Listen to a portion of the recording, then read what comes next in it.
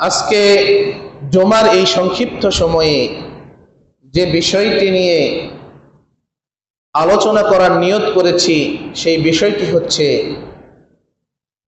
দ্বীনে অটল থাকার গুরুত্ব। ইসলামে অটল থাকার গুরুত্ব। আসলে আমরা সকলেই দাবি করি যে আমরা মুসলিম, আমরা ঈমান এনেছি, আমরা ইসলাম গ্রহণ করেছি, ঈমান এনেছি, এই দাবি আমরা সকলেই করি, কিন্তু এর উপর অটল কয়জনে থাকি?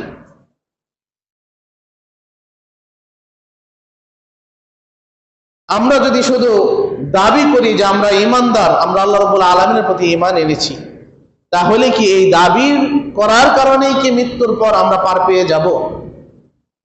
তা কিন্তু কোনো সুযোগ নেই।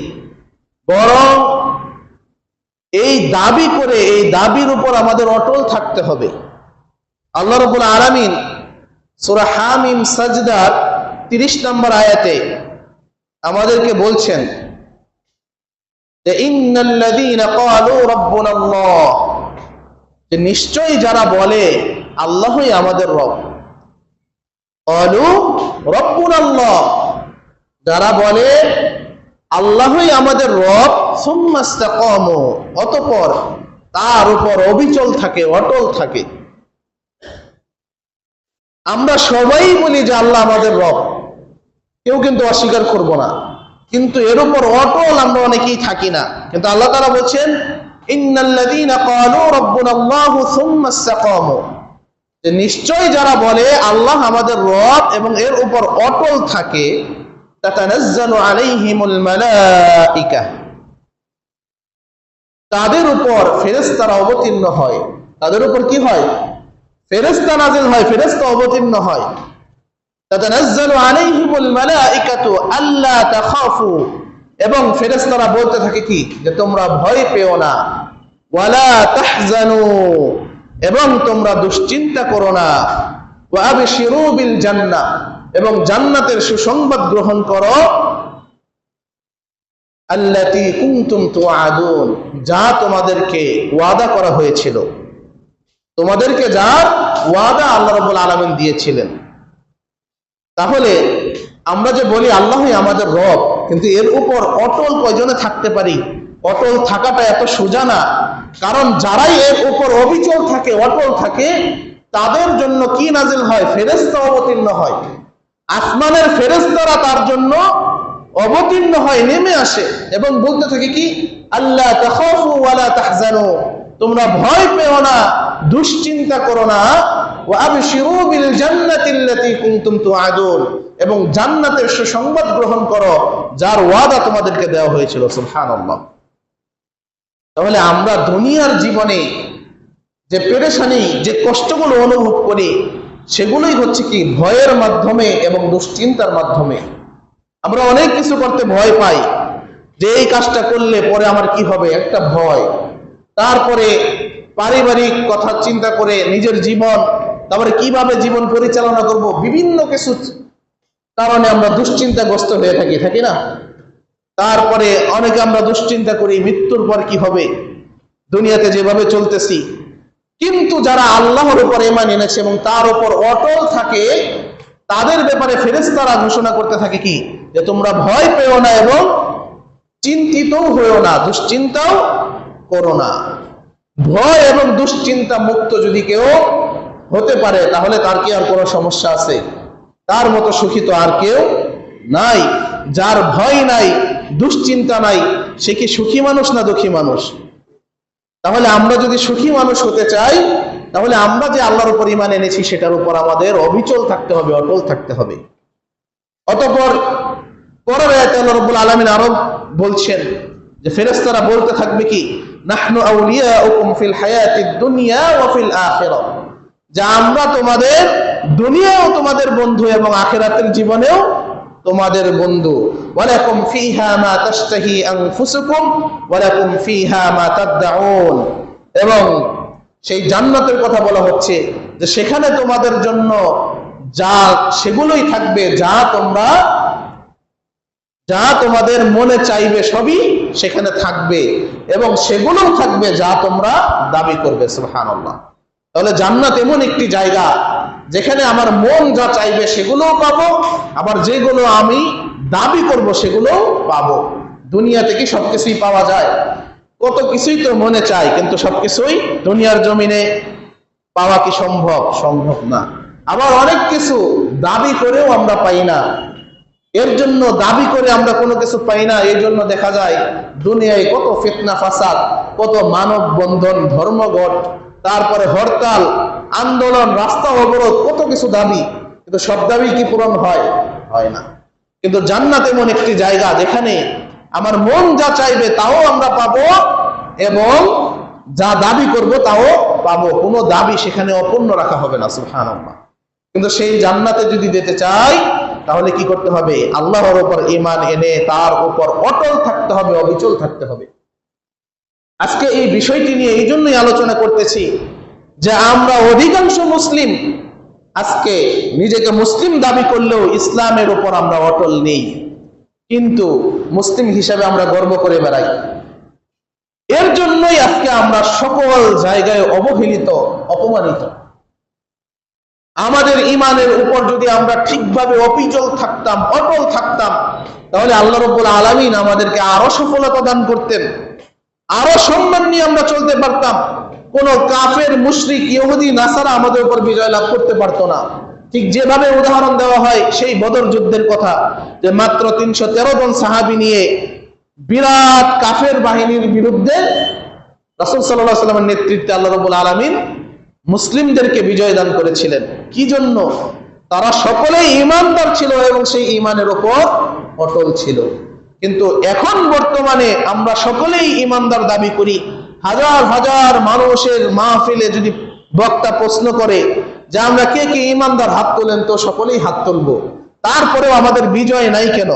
আমাদের রাষ্ট্রে আমরা মুসলিমদের অধিকার পাই না কেন?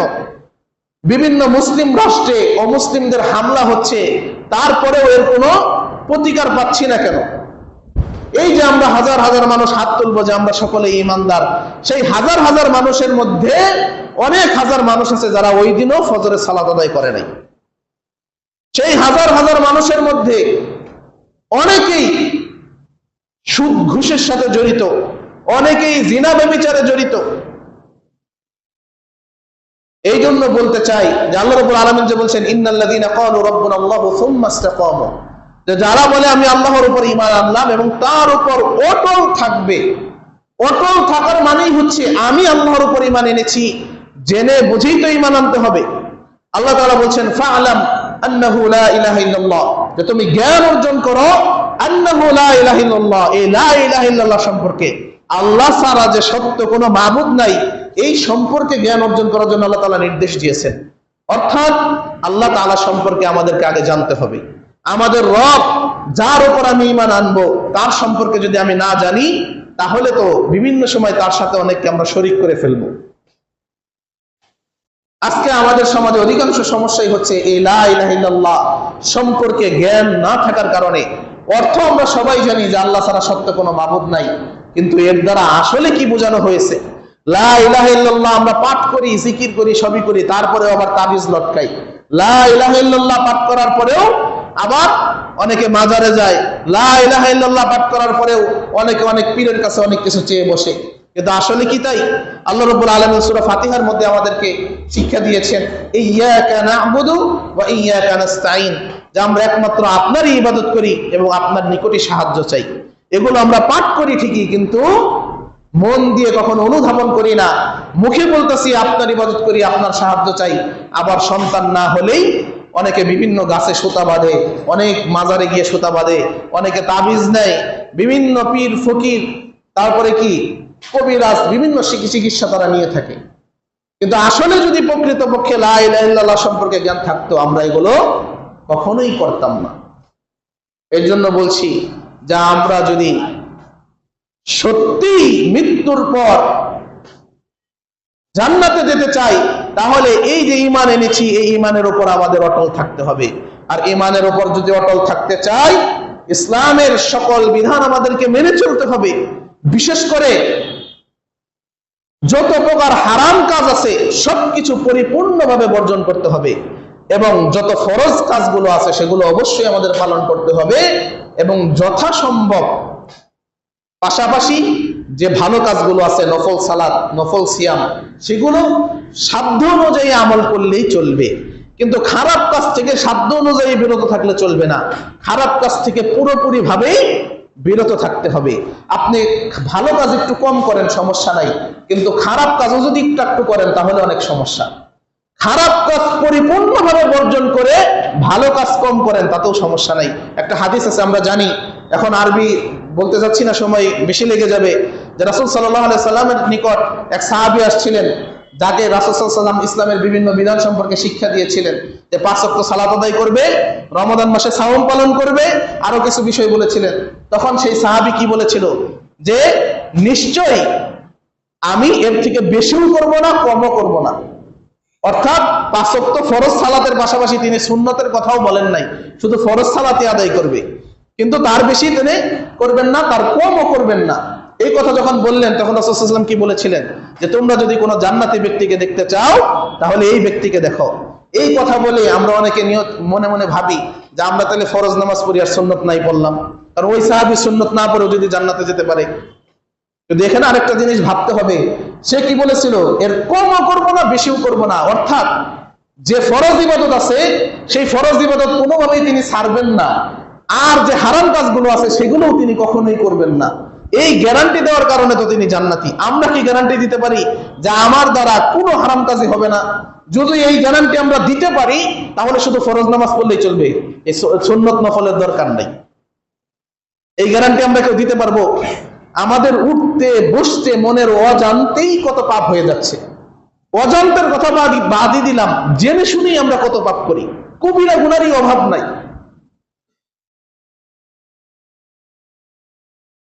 এই জন্য ইমানের পথে যদি অটল থাকতে চাই, আমার সবার আগে কি করতে হবে, সকল প্রকার খারাপ কাজ থেকে বিরত থাকতে হবে। মুখে বলবো আমি আল্লাহর উপর ঈমান এনেছি, আল্লাহ আমার রব, আর রাতের বেলায় কোনো বেগানা নারীর সাথে মোবাইলে চ্যাটিং না করলে, ফোনে কথা না বললে আমার ঘুম আসে না। মুখে বলবো আল্লাহর উপর ঈমান এনেছি, রাতের বেলা গান না শুনলে আমার ঘুম আসে না। মুখে বলবো ঈমান এনেছি, আমার হালাল রুজি ভালো লাগে না, সুদ ঘুষের সাথে জড়িত না থাকলে আমার সংসার চলে না। মুখে বলবো ঈমান এনেছি, 5 ওয়াক্ত নামাজের মধ্যে 2-3 ওয়াক্ত পরে বাকিটি ছেড়ে দিব। মুখে বলবো ঈমান এনেছি, শুধু জুমার দিন ছাড়া কোনোদিন মসজিদে আসবো না। এই ঈমানের কোনো দাম আল্লাহ রাব্বুল আলামিনের কাছে নাই। এর জন্য ঈমান আনার পর অটল থাকতে হবে, অবিচল থাকতে হবে। সুম্মাস্তাকামু, যারা অবিচল থাকে তাদের জন্য এত সুসংবাদ যা যা বললাম। একটা কথাই চিন্তা করুন, আমি যদি কাউকে দাবি করি যে আপনি আমার পিতা, আমি আপনার সন্তান, দাবি করলেই কি হবে? দাবি করলেই হবে? সেই সন্তানের হক আদায় করতে হবে, তাহলেই না সেই পিতার ওয়ারিস আমার জন্য জায়েজ হবে, তাই না? আজকে আপনার সন্তান যদি আপনাকে অস্বীকার করে বসে, আপনার কিছু করার আছে? কিন্তু আপনার সন্তান স্বীকার করে যে আপনি আমার পিতা, ঠিক আছে, আপনার একটা কথাও আপনার সন্তান শোনে না। আপনি বৃদ্ধ হলে আপনার ভরণ পোষণও সে করবে না, আপনার সাথে বিয়াদবি করে, তখন কি আপনি আপনার ওয়ারিস যে সেই সন্তানকে দিতে আপনার ভালো লাগবে? ঠিক এইভাবে চিন্তা করা উচিত যে আল্লাহ আমাদের রব, আমরা মুখে স্বীকার করি যে আল্লাহ আমার রব, কিন্তু আল্লাহ তাআলা যেগুলো করতে নিষেধ করেছেন সেগুলো করতেই বেশি ভালোবাসি, সেগুলো করতেই বেশি আনন্দ পাই। আর যা যা করতে বলেছেন সেগুলো করতে গেলে অলসতা আসে। নামাজ যারা পড়ি তারাও চিন্তা করি যে আজান দিছে কেবল, আর একটু পরে যাই, আগে আসতে ভালো লাগে না। এই যে জুমার দিন কত ফজিলত, কথার পৃষ্ঠে কথায় এসে যায়। এই জুমার দিনে ফজরের ওয়াক্ত শেষ হওয়া থেকে শুরু করে এই জুমার আজান পর্যন্ত যে সময়টা আছে, এই সময়টাকে যদি 5 ভাগে বিভক্ত করা হয় হাদিসের ভাষায়, তাহলে ওই প্রথম ভাগ সময়ে যারাই মসজিদে প্রবেশ করবে তারা উট কুরবানির সওয়াব পাবে, সুবহানাল্লাহ। আর দ্বিতীয় সময়ে যারা প্রবেশ করবে তারা গাভী কুরবানির সওয়াব পাবে। তৃতীয় সময়ে যারা প্রবেশ করবে তারা বকরি বা দুম্বা কুরবানির সওয়াব পাবে। চতুর্থ সময়ে যারা প্রবেশ করবে আল্লাহর রাস্তায় একটা মুরগি কুরবানির সওয়াব পাবে। পঞ্চম সময়ে অর্থাৎ একদম শেষ মুহূর্তে যারা প্রবেশ করবে তারা আল্লাহর রাস্তায় একটা ডিম কুরবানি করলে যে সওয়াব, সেই সওয়াবটা তারা পাবে, সুবহানাল্লাহ। কিন্তু আজকে আমরা কয়জন সেই আগের সময়ে মসজিদে এসেছি? যারাও আসি ওই ডিমের উপরে আমরা কেউ অর্জন করতে পারি না। কেননা কারণ এই যে উট কোরবানির সওয়াবের কথা বলা হয়েছে, এটা পাবো কখন? আখিরাতে। আখিরাতে পাবো, এর জন্য আমরা গুরুত্ব দিই না। কিন্তু আখিরাতে তো আমাদের বেশি দরকার। কিন্তু আজকে যদি ঘোষণা দেওয়া হয় যে সকাল 10টার মধ্যে যারা মসজিদে প্রবেশ করবে তাদেরকে কি করা হবে? 1 কেজি করে গরুর গোশত দেওয়া হবে। দেখেন মসজিদে তো জায়গা হচ্ছেই না, রাস্তাতেও লাইন লেগে যাবে, যাবে না? কারণ দুনিয়াতে 1 কেজি গরুর গোশতের যে দাম, আমরা যে গুরুত্বটা দিচ্ছি, আখিরাতে আস্ত একটা উটেরও আমরা সেই গুরুত্ব দিচ্ছি না। অথচ এই দুনিয়ার জীবনের ব্যাপারে আল্লাহ রাব্বুল আলামিন বলছেন, ওয়ামাল হায়াতুদ দুনিয়া ইল্লা মাতাউল গুরুর। দুনিয়ার এই পার্থিব জীবন ধোঁকার সামগ্রী ছাড়া আর কিছুই নয়। অথচ এই দুনিয়ার জীবন উপভোগের জন্য আমরা আজকে ঈমান থেকে বিচ্যুত হয়ে যাচ্ছি, ঈমানের উপর আমরা আর অটল থাকতে পারছি না। এই জন্য আমাদের বেশি সতর্ক হতে হবে। এতদিন আমাদের জীবন যেরকম চলছে চলুক, এখন যদি সত্যি সত্যিই আমি নিজেকে ইমানদার দাবি করে থাকি, আমি যদি নিজেকে মুসলিম দাবি করে থাকি, আমার কি করতে হবে? আল্লাহ আমার রব, এই কথা যদি আমি স্বীকৃতি দেই, তাহলে আমার রব আমাকে যা করতে বলেছেন আমি করতে বাধ্য, আর যা করতে নিষেধ করেছেন সেগুলো কোনোভাবেই করা যাবে না। এইভাবে জীবন পরিচালনা করতে হবে। তা যদি করতে না পারি, তাহলে আমরা আর সফলতা অর্জন করতে পারবো না। একটা হাদিস যদি দেখি, আবু আমর মতান্তরে আবু আমরা সুফিয়ান ইবনে আব্দুল্লাহ রাদিয়াল্লাহু আনহু থেকে বর্ণিত, তিনি বলেন, কুলতু ইয়া রাসূলুল্লাহ কুল লি ফিল ইসলামি কওলান লা আসআলা আনহু আহাদান গায়রাক। হে আমি বললাম যে হে আল্লাহর রাসূল সাল্লাল্লাহু আলাইহি সাল্লাম, আপনি আমাকে ইসলাম সম্পর্কে এমন কথা বলুন যা আপনাকে ব্যতীত অন্য কাউকে আমি আর জিজ্ঞেস করব না। অতঃপর রাসূল সাল্লাল্লাহু আলাইহি সাল্লাম বললেন, কুল আমানতু বিল্লাহ, যে তুমি বলো আমি আল্লাহর উপর ঈমান আনলাম। তুমি কি বলো? আমি আল্লাহর উপর ঈমান আনলাম। সুম্মাস্তাকিম, এবং অতঃপর তার উপর অবিচল থাকো। শুধু ঈমান আনলাম বললাম আর তারপরে যা ইচ্ছা তাই করলাম, এটা চলবে না। রাসূল সাল্লাল্লাহু আলাইহি ওয়াসাল্লাম কি বললেন? যে কুল, তুমি বলো আমানতু বিল্লাহ, আমি আল্লাহর উপর ঈমান আনলাম, সুম্মাস্তাকিম, এবং তার উপর অটল থাকো, অবিচল থাকো। এটা অনেক বড় কথা। যদি আমি বলি যে আমি আল্লাহর উপর ঈমান আনলাম, তাহলে আল্লাহর সকল হুকুম আহকাম আমাকে মেনে চলতে হবে। আর যদি হুকুম আহকাম গুলো মেনে না চলি, তাহলে আর ওই ঈমানের উপর আমরা অটল থাকতে পারবো না। নিজেকে যতই মুসলিম দাবি করি, আজকে একটা ইসলামী আন্দোলনের নামে রাস্তায় ডাক দিলে রাস্তা পরিপূর্ণ হয়ে যায়, এত ঈমানের জোর আমাদের, কিন্তু ফজরের সময় মসজিদে আসলে এক কাতারও পরিপূর্ণ হয় না। এই ঈমানের জোর নিয়ে ওই বদর যুদ্ধের উদাহরণ দিলে কাজ হবে না। আজকে জুমার সালাতে যতজন মুসল্লি, ফজরের সালাতে যদি এতজনই মুসল্লি থাকতো, তাহলে কি অমুসলিমরাও কিছু করার আগে চিন্তা করতো না এদের অবস্থা খুব মজবুত, তাদের বিরুদ্ধে কিছু করার আগে আমাদের ভাবতে হবে। ঈদের নামাজে যেরকম হাজার হাজার মুসল্লির ঢল পড়ে যায়, 5 ওয়াক্ত নামাজে যদি এরকম হাজার হাজার মুসল্লির ঢল পড়ে যেত, তাহলে রাষ্ট্রপ্রধানরাও চিন্তা করতো যে মুসলিমদের বিরুদ্ধে কিছু করার আগে আমাদের ভাবতে হবে। এরা যদি একবার বেগায়া যায়, আমাদের কোনো অস্তিত্ব থাকবে না। আজকে হাজার হাজার আইন ইসলামের বিরুদ্ধে পাশ হচ্ছে কি জন্য? জানে আর মুসলিমরা নিজেদের অস্তিত্বই তো ওরা রাখে না, আমাদের বিরুদ্ধে কি করবে? অথচ ইহুদিদেরকে দেখেন, নাসারাদেরকে দেখেন, তাদের যে থিওরি সেই অনুযায়ী তারা ঠিকই চলে। সম্প্রতি একটা নিউজ দেখলাম যে আমেরিকার প্রেসিডেন্ট, বর্তমান প্রেসিডেন্ট ডোনাল্ড ট্রাম্প, তার দেশের যে সকল নারীরা 6টা সন্তান বা তার থেকে বেশি সন্তানের জন্ম দিয়েছে, সেই সকল নারীদেরকে সে পুরস্কৃত করবে। আর আমাদেরকে কি বুঝাই আছে? যে জনসংখ্যা হচ্ছে মানব জীবনের জন্য একটা অভিশাপ। একটি হলে ভালো হয়, দুটি হলে আর নয়। আর বর্তমান স্লোগান হচ্ছে ছেলে হোক মেয়ে হোক, একটি সন্তানই যথেষ্ট। এভাবে বলতেছে, মানে জনসংখ্যা বাড়লে কি হবে? তোমরা দরিদ্র হয়ে যাবা, খাবার সংকট, চাকরির সংকট, জনসংখ্যা কমায় রাখো।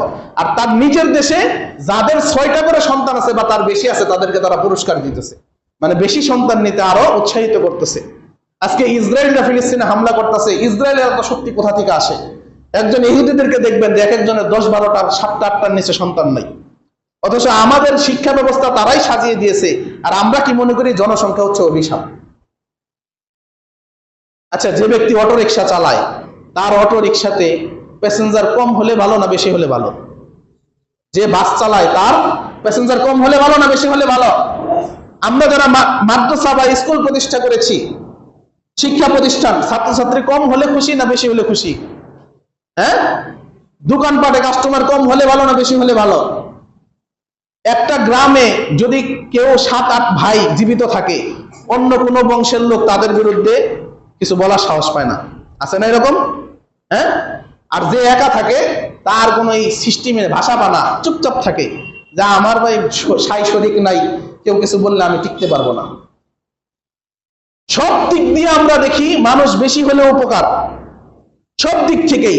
কিন্তু আমাদের শিক্ষা ব্যবস্থায় কি শেখানো হচ্ছে? যে জনসংখ্যা যত কমানো যায়, যত জন্ম নিয়ন্ত্রণ করা যায়, জন্ম নিয়ন্ত্রণের ওষুধ দিয়ে ফার্মেসি ভরে গেছে। আর আমরাও সেই ইহুদি নাসারাদের তৈরি করা শিক্ষা ব্যবস্থা থেকে শিক্ষা অর্জন করে সেগুলোই আমরা মনে প্রাণে ধারণ করে ছোটবেলা থেকেই বুঝে আসতেছি যে না, জনসংখ্যা বাড়ানো যাবে না, ছেলে হোক মেয়ে হোক সন্তান একটাই যথেষ্ট। বড় পরিবার হলে সেখানে অভাব আসবে, অনটন আসবে। এগুলো হচ্ছে কুফরি শিক্ষা। কারণ কেউ যখন জন্ম নেয় তার রিজিক নির্ধারণ করে কে? আল্লাহ। তাহলে আল্লাহর উপর ঈমান এনেছি, আবার তার কোনো বান্দার রিজিক নিয়ে আমি চিন্তিত, তাহলে সেই ঈমান কি আমার আছে? এর জন্যই তো বলি আল্লাহ সম্পর্কে জানতে হবে।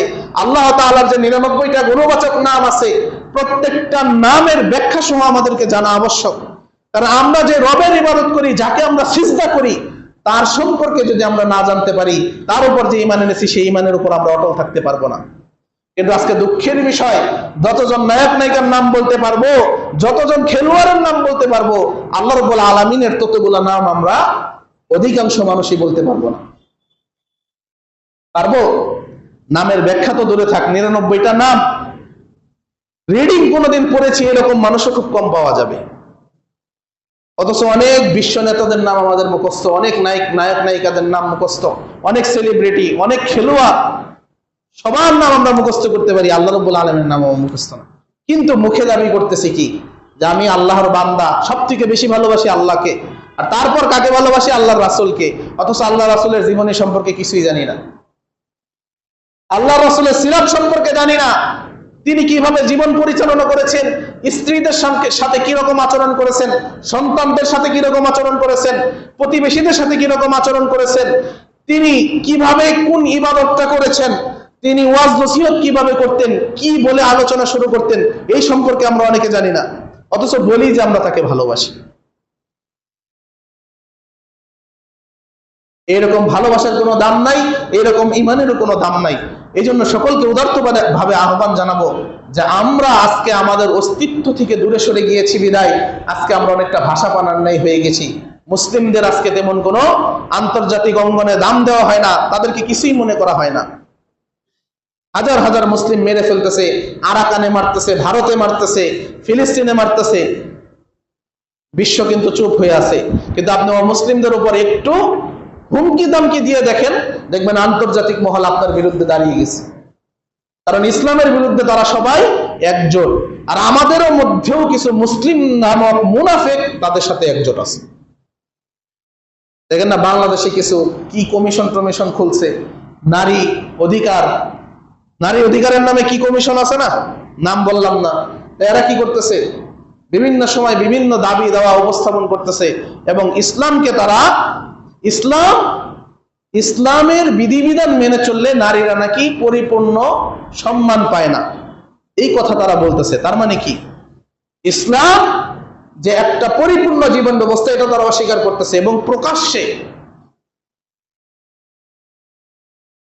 যে জীবন ব্যবস্থাটা আল্লাহ রাব্বুল আলামিন আমাদেরকে দিয়েছেন, ইন্নাদ দীনা ইনদাল্লাহিল ইসলাম, সেই দিনকে তারা অবমাননা করতেছে, অপমান করতেছে প্রকাশ্যে। কিন্তু আমরা তাদের বিরুদ্ধে কিছু করতে পারতেছি না। কি জন্য? কারণ তাদের মধ্যেও যারা আছে জন্মগতভাবে মুসলিম, তারাও বলে আল্লাহর উপর ঈমান আনছি, কিন্তু সকল ক্ষেত্রেই ইসলামকে এত গুরুত্ব দেওয়া যাবে না, এটা তাদের থিওরি। নারীদের সাথে নাকি ইসলাম বৈষম্য করেছে, বিভিন্ন কথাবার্তা বলতেছে। তো এই সকল কর্মকাণ্ড তখনই বন্ধ হবে যখন আমরা প্রকৃত মুসলিম যারা আছি, আমাদের অস্তিত্ব আমরা ধরে রাখবো, আমরা যে ঈমান এনেছি সেই ঈমানের উপর যখন আমরা অটল থাকবো, তখন এই ইসলাম নিয়ে কেউ কটূক্তি করারও সাহস পাবে না। তখন এই ইসলাম থেকে কেউ বেরিয়ে গেলে বুঝবে যে মুসলিমরা তাদের ঈমানে যেভাবে অটল আছে, তাদের বিরুদ্ধে কখনো জয় লাভ করা সম্ভব নয়। এটা তখনও তারাও বুঝে যাবে। কিন্তু এখন সবাই জানে যে মুসলিম তাদের কোনো অস্তিত্বই নাই, নিজেরাই নামাজ পড়ে না, নিজেরাই নিজেদের মধ্যে বিভিন্ন দলে বিভক্ত, তারাই তো কোরআন সুন্নাহ থেকে দূরে সরে আছে।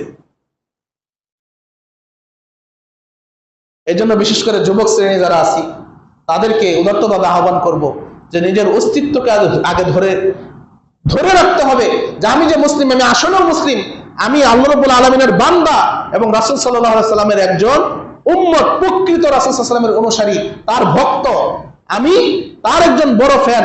ওইসব খেলোয়াড় টেলোয়াড়, ওইসব নায়ক নায়িকাদের ফ্যান হয়ে কোনো লাভ নাই। যার সাথে যার দুনিয়াতে মোহাব্বত থাকবে, আখিরাতে কিন্তু তার সাথেই তার থাকতে হবে। এখন আমরা যদি নবী রাসূল এবং সাহাবায়ে কেরামগণদের ভক্ত থাকি, হাসরের ময়দানে তাদের সাথে আমি থাকতে পারবো। আর তাছাড়া যদি বিভিন্ন গান গায়িকা যারা গায়, সিনেমা নাটক যারা করে, তাদের ভক্ত যদি আমি থাকি, কিয়ামতের দিন তাদের সাথে আমাদের থাকতে হবে। এই জন্য আমাদের ঈমানের উপর অটল থাকতে হবে। আর এ পর্যন্ত যে যা করেছি সবকিছু ভুলে গিয়ে ভবিষ্যতে যেন আমরা পরিপূর্ণভাবে ঈমানের উপর অটল থাকতে পারি। আল্লাহ রাব্বুল আলামিন যেন আমাদেরকে সেই তৌফিক দান করেন, সে করে বলি আমিন। আজকে যে আলোচনা করলাম, আলোচনায় যদি কোনো ভুল ত্রুটি হয়ে থাকে আল্লাহ রাব্বুল আলামিন যেন ক্ষমা করেন। আলোচনা থেকে যা বুঝতে পারলাম, শিখতে পারলাম, আল্লাহ রাব্বুল আলামিন আমাদের সকলকে যেন আমল করার তৌফিক দান করেন, আমিন। আল্লাহ রাব্বুল আলামিন মৃত্যু পর্যন্ত যেন আমাদের ঈমানের উপর অটল থাকার তৌফিক দান করেন, আমিন। একজন প্রকৃত মুসলিম হিসেবে যেন আমরা মৃত্যুবরণ করতে পারি, আল্লাহ রাব্বুল আলামিন আমাদের সকলকে সেই তৌফিক দান করুন, আমিন। আকুলু কাওলি হাদা ওয়াস্তাগফিরুল্লাহ লি ওয়া লাকুম ওয়া লিসাইরিল মুসলিমিন ফাস্তাগফিরুহু ইন্নাহু ওয়াল গফুরুর রহিম।